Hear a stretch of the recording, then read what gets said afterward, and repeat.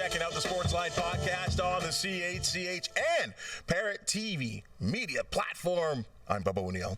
Our podcast is a space to highlight the brilliant athletes, coaches, broadcasters, and sports programs that hail from Southern Ontario, and in particular, the Golden Horseshoe. When it pertains to combat sports, the Hammer has long had a reputation for producing some very tough fighters. Today, a hometown boxer who's Hamilton strong. Well, the card put together by United Boxing Promotions in Brampton has been called unfinished business. And from what I understand, there are a number of individuals with some scores to settle.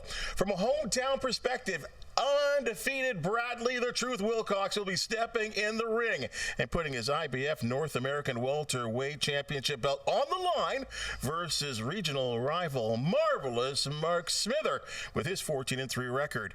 He and brother Spencer, certainly no stranger to the Sportsline Podcast. Bradley, thank you for coming in, partner. No, thank you for having me. How are you feeling right now? And I really, first of all, I got to say, I appreciate you coming in, so close to fight time. But I will ask you, how do you feel? Like, again, in a matter of 3 or 4 days, you're going to be in the ring. I actually feel like this camp was very successful. I've been very excited the whole camp, and to be honest, I haven't been this excited to fight in a long time. This fight's been 2-3 years, maybe even more in the making. Not saying that there's any rival between me and him, but we kind of grew up boxing together, so we kind of figured maybe one day in the pros we'd clash. Mm-hmm. And in terms of your preparation, when did this all begin? Obviously, the fight got taken care of. How long has this been like your training process? So most boxing camps are 8 weeks, but this one we tried to be in fight shape for the beginning of the 8-week mark, because if you start to do anything longer than that, then you get into injuries and stuff like that, because your body can only do so much for so long. And mentally, I mean, when does that start? Is that also, I mean, obviously you're talking about the physical aspect of it, of being able to go, 8, 10, whatever rounds is necessary. But what about your mind? Like, how do you get your mind ready for a fight? I mean, obviously, boxing, some of that is that kind of sport where on any given day, anything can happen. Yeah, there's always the you just got to be in the right mind space. And that being said, having the family support that I have, my mom, my wife, and then having my dad as my coach, and working, getting to work out in Toronto this time, doing a lot of work, getting a lot of rounds, it gets you in the zone a lot more mentally. Mm-hmm. I personally don't think that there's anything that Mark Smithers is going to throw at me that we haven't prepared for. Right. We know who he is, we know what he's going to bring, and we're ready.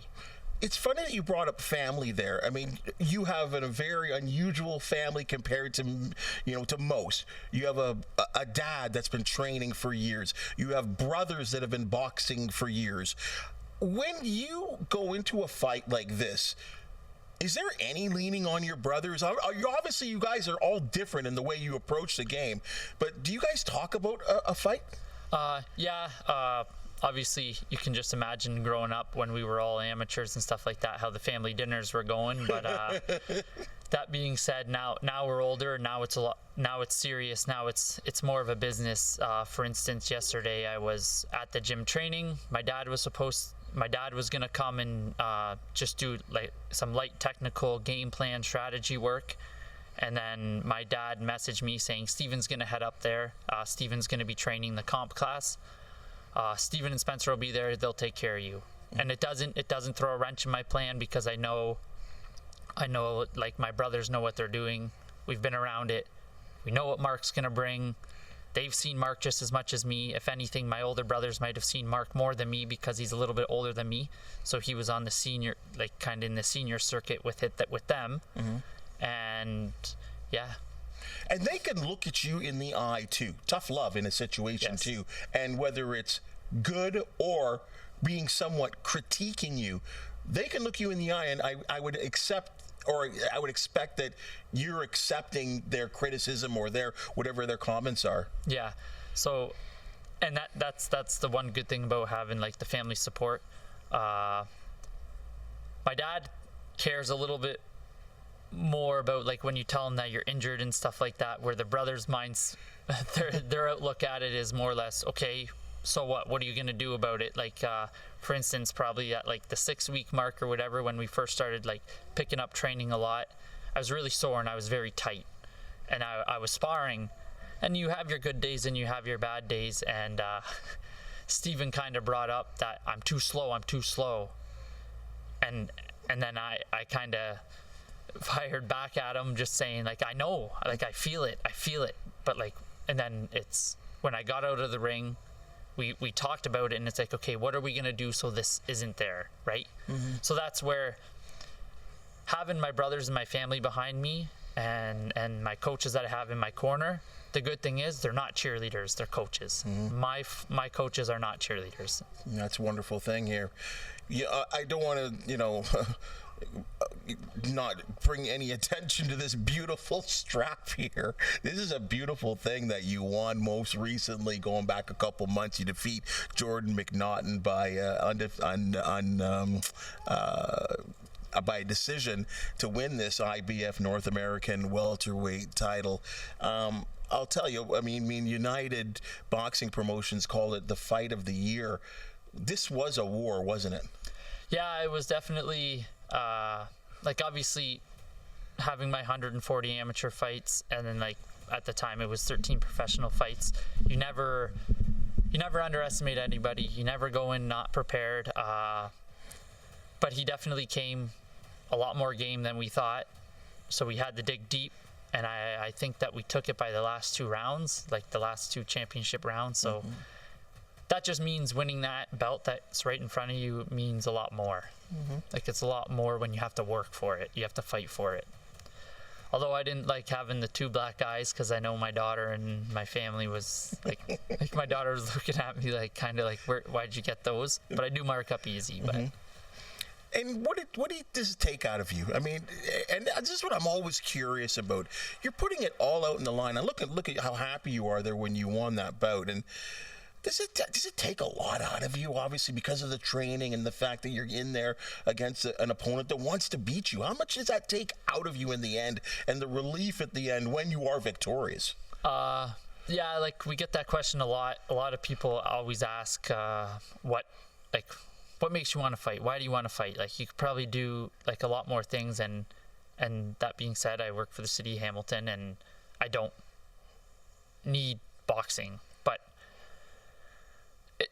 it's the adrenaline, it's the rush, it's the being tired. I don't know if you've seen the clip on Instagram, but it's my dad yelling at me in the corner, telling me like, you gotta go, like, you know what you gotta do, let your hands go. And all those moments are creating memories that I know I'll look back at and I'll really enjoy. And I don't know, you could walk away from the sport right now, but I know you won't, obviously, because you got a fight coming up. But a guy like that you're going to be fighting in, Mark Smith, or 966 days. Apparently, from what I hear, he was the longest reigning Canadian super welterweight champion in Canadian history. Like, I mean, so this is a guy that's obviously got some experience. You said you know him.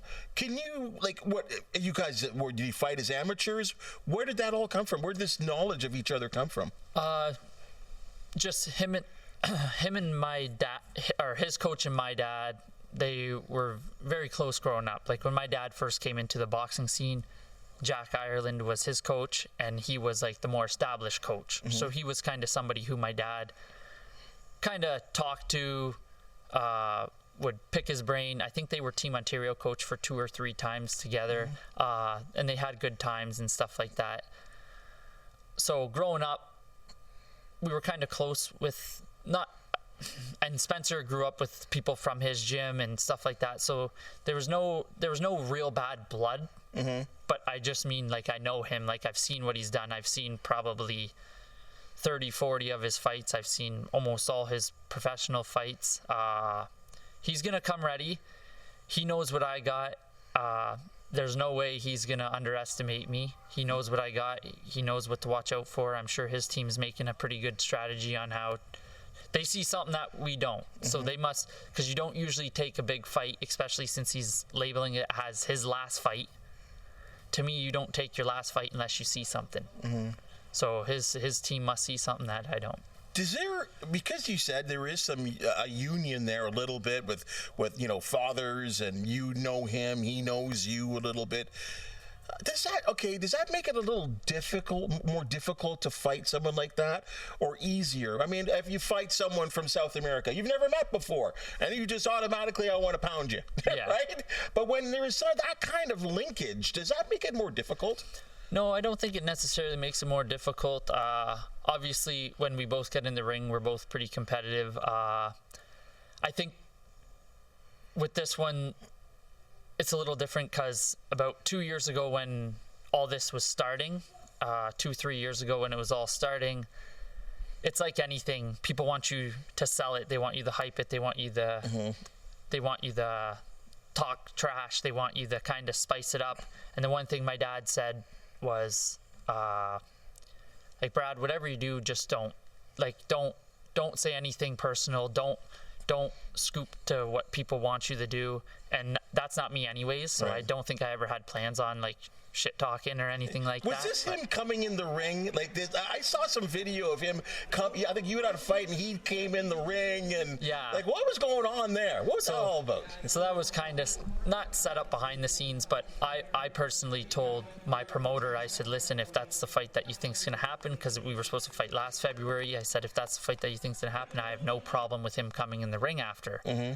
So if you watch the full video, after they raise my hand, my promoter comes over to me and he whispers in my ear, can I call Mark in? And I said, I don't care. Like, cause a lot of people say no because it's my moment, right? You just won your fight. Yeah. And I said, I don't care. But obviously no pushing and stuff is going to happen, but I was ready if it did, but it doesn't really, I can't see him doing that. Like, he's pretty respectful too, but in the ring, it's a different story. Yeah, I did see you guys shook hands there and whatever, because I did see the video. I think we have it here, but like, it was interesting when I saw him climbing in the ring, and I'm like, like, what's going to happen here? And we've seen these kind of things before, whether they're, like you said, forced, or it's a stunt, or they're actually, as you well know, sometimes there is a genuine dislike for whoever you're going to fight. Have you had those situations? I don't think I've been in a fight yet where there's a genuine dislike. You're too good of a guy. Yeah, I don't know. I'm very keen on respect anybody who just gets in the ring. But the one thing is, like, if you could ask my brothers that I'm probably the hothead out of us. But I can be very calm and professional. But if I get mad, it's different. But I haven't been pushed to that point yet. And we'll see, maybe. Let's talk about Smith. I found a fight. Okay, he fought a guy by the name of Helman Alakoze, and if you can, we're gonna roll some video of him. And can you just? I mean, we obviously don't want you. You have a game plan for what you. Then we don't want to give away any state secrets here. Obviously, we don't want your manager coming after me. But like, can you just kind of describe what you see here? We're gonna roll some video here of him fighting. Just kind of tell me what you see of him. This was a real tough fight for him as well too. That he won by unanimous decision, which actually I thought he lost, which is a little bit of a surprise to me. Hopefully we have that video here. That maybe we do, maybe we don't. It's not coming, unfortunately. Okay, unfortunately we don't have it. There we go. Oh, this was Lerone. What do you see of him here? This isn't Mark. This is me. No, this is you actually. Yeah. No, that's you. That's you. And actually, this is a video of you a couple of years ago. Doing a nice job of stopping your opponent there. But yeah, again, you seem to be the kind of guy. Look at me. Look how respectful you are. Yeah. Actually, that was probably not even so much between me and the fighter, but speaking of like bad blood, that was probably the most intense, like, at the weigh-ins that it's been for me. He was coming from Toronto, so he brought some of his Toronto guys, and they were starting to like just stare, and I'm trying to say goodbye to my mom and stuff, and they're smiling at me and stuff, and Spencer got a little heated. So that was probably the biggest fight where I was like, okay, I want to hurt this guy. Like, I don't want to. You finished him off nicely. You always want to hurt them. Yeah, like, that's part of the game, but you want everybody to go home. Yeah, for sure. Right.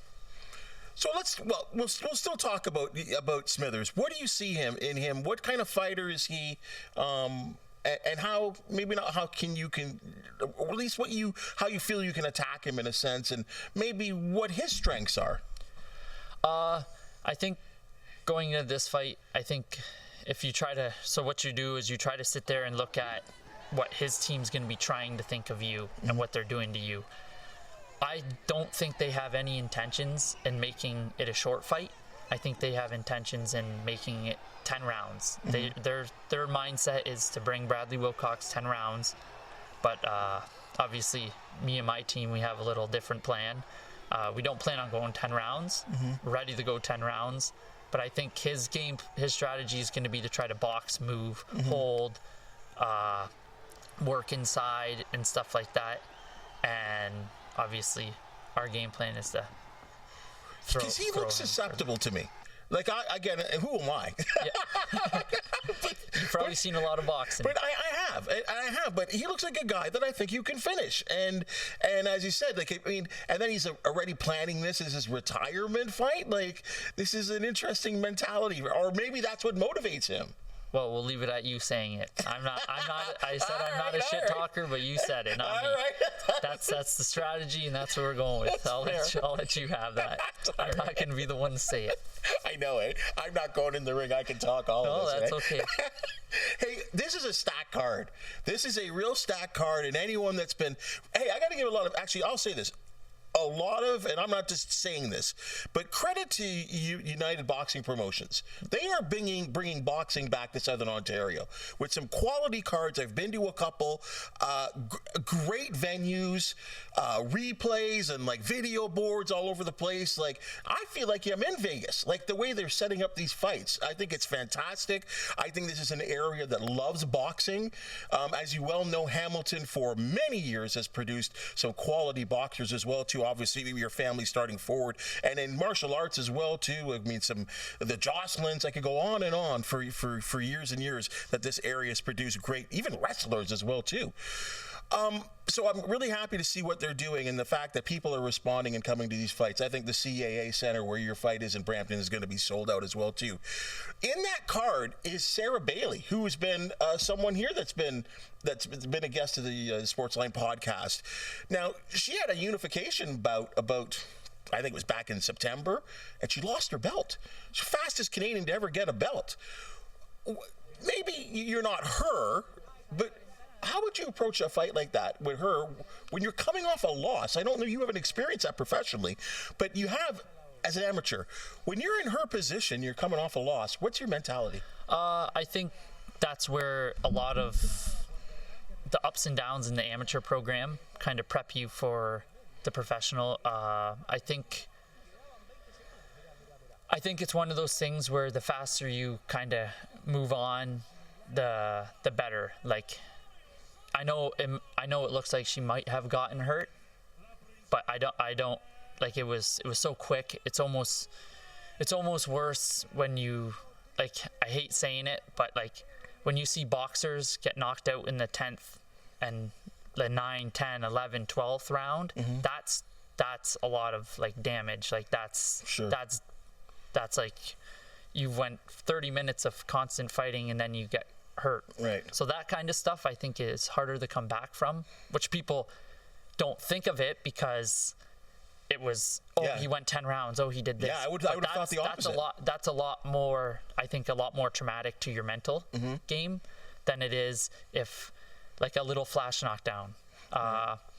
Obviously, I don't like to see it really done to anybody.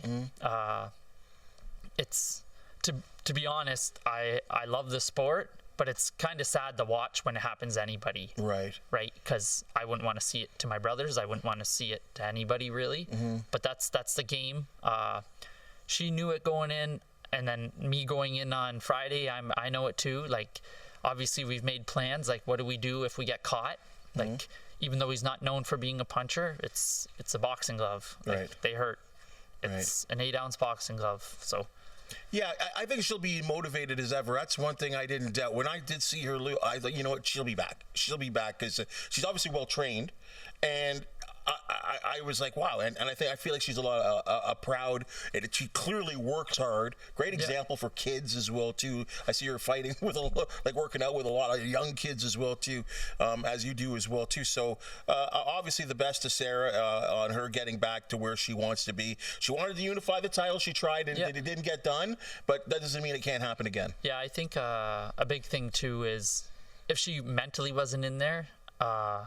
She's kind of in the same situation as me, where my family's backing me. I think Steve Bailey, who's her husband, but is also her coach, if he's seen anything in her game that she wasn't ready, I would hope he would step up as a husband and not as a coach. Interesting. And step up and say, Sarah, I don't think you should do this anymore. That being said, he hasn't done that, so I think I don't think she'll miss a step. It's interesting you bring that family dynamic into it as well too, and I have to ask you this question here, and I kind of grazed upon it the last time you were on the podcast, but I want to go a little deeper now because because you've won this title now, the possibilities for other things are really probably opening up for you as well too. You're not a 21-year-old boxer, no. Right? And like you said, you've got a full-time job as well too. Like, how you mix all of this plus a family, I can't even figure out my own life, and I'm not married and I don't have kids. So I give you all kinds of credit to the fact that you were able to balance all of these things. But I will ask you this: how long does this last, or do you even know, or what? Is there a forever game plan, a goal that you want to reach? Where does it all lay out for Bradley Wilcox? Well, if you talk to my dad about it, he's been pretty excited about this camp. He's constantly messaging me saying, I think if we can stay focused, you can do something very special in boxing. But it's the staying focused, right? Because when life comes up and all that, it's hard. But yeah, I don't know. Right now, I don't see an end. I just want to keep going because now I'm really enjoying it. But as soon as I kind of stop enjoying it, then that's when I talk to the team, and that's when. Do you enjoy it more now than you did maybe 5 years ago? I think so. There's pros and cons to everything. Obviously, the fights now are a lot more serious, so it takes a lot more training, takes a lot more discipline, and it doesn't just take a lot of me. It takes a lot of my family. Like, I'm going to the gym. I'm trying to make it so my wife can still work out. My mom's at home. I kind of throw her the babies. Like, you know what I mean? Yeah. Like, can you watch them while I go train? Sure. And then I'm training in Toronto, and I'm like trying to juggle everything. But everything's working out good so far. So if the ball's rolling, you might as well let it keep rolling, and we'll see where it goes. But I personally don't see an end. I think that there's potential to do big things. Do you see yourself as a world champion one day? I do, and I don't, because I'm a realist, and I trained my whole life since I was 8 years old. I see what they have to do, the kind of what Spencer's doing. Spencer's chasing his dreams. Spencer's going to Vegas. Spencer's going to Montreal. And unless I can bring it to me, which would involve a lot of money, unless I can bring the training to me, I can't up and leave. I have my kids. I have my wife. I have a job. So unless something big came, which I do think there is a slight chance it could come. I do see an opportunity there, but the support. Like, we need the support. And a win this weekend on Friday will. It would really open another door, would it not? Yeah. So that's the thing. Now you're hoping you get your name in there, and then you're hoping that they go, let's fight this guy from Hamilton, right? That's how it is. It's sad, but we're kind of like you could tell the world champs, they probably have a board of people, and then they just like pick who they want to fight, or the promoters pick who they want to fight, or the sanctioning body pick. Right on. So it's. Well, you're in the mix, and I think that's probably the most important thing. Yeah. You know, again, it's throughout this entire conversation, you have found a way to weave in conversations of family, and I always love putting up pictures of people and what when you look at pictures like this, what does this mean to you? Like, who are these? First of all, who are these people? That's Robert, and that was my daughter's first day of kindergarten. Wow. How old are they? My daughter's 4, and my son is 10 months. Let's see another one. Oh my goodness. And that was obviously when he was born. And then when we first bought our house, we had when we got a Christmas tree, we didn't have a star, so somebody said put the Grinch at the top. So now ever since we were young. How cute is that? And now we have a little guest too. We have a guest. Who is this? Did we just see her in the pictures? Who is this? Tell me her name. From Aurora. Oh, Aurora. Thank you for coming on the Sportsline Podcast. How are you? Good. Is it good? Look how you're wearing the same tracksuit. You're like Team And Wilcox. my brother. It's all right? And her brother's wearing the same and her brother tracksuit. too is wearing it as well too. Team Wilcox all the way. I love it. I love it. I think I saw some video of you in the ring doing some punching. Were you following like your dad? Do we train together? Yeah. Do you have fun when you're training together with your dad? Yeah. Is it good when you see him in there all sweaty and working out and getting all boxing?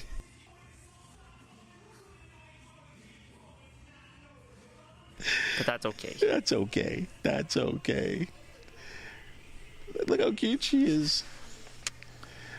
I guess motivation for you, right? Yeah, like it gets emotional, but I use it as motivation. Like some people don't like it, but I like it. It kind of if there were a couple clips from the last fight that you could see, you'll see my little brother Spencer, who was in my corner. He Wait, just is kept this saying, working? "Do it for Aurora." Is it working? Yeah, it is working.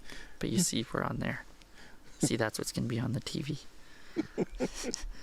But yeah, no, I think I use it as motivation. Obviously, sometimes it gets emotional, like when you're going out, but I know what I got to do, and I know no matter what the outcome was, they wouldn't be disappointed. Well, I'm telling you, I'm looking forward to seeing maybe you and your family in the ring after another victory this weekend. Well, I'll give you an opportunity to just talk about the card one more time here. What's happening on Friday? Friday, I'll be fighting Wilcox versus Smithers. Doors open, I think, at 5 or 6 o'clock, but the fights start at 7. I'll be the main event. Tickets are still on sale on Ticketmaster. Use promo code Wilcox, and I hope to see you there. Right on, Hamilton. Let's support one of our very own here that's doing so well on the world stage right now. Just another big stepping stone. Mr. Smithers. Hope you knock him out. Thanks for joining us again. Aurora, thanks for joining us on the Sportsline Podcast. Say thank you. Pleasure. High five. Right on. Hey, folks, that's your Sportsline Podcast for the day. And you've just seen and heard, we love talking sports, especially when families are involved. It's wonderful. If you do know of an athlete, team, or event to promote, the Sportsline Podcast, you want to hear from you. Please hit that thumbs up, like, and subscribe button if you have something to say. We always appreciate your comments. For the wonderful people that make the Sportsline Podcast possible, thank you so very much. And we'll see you very soon.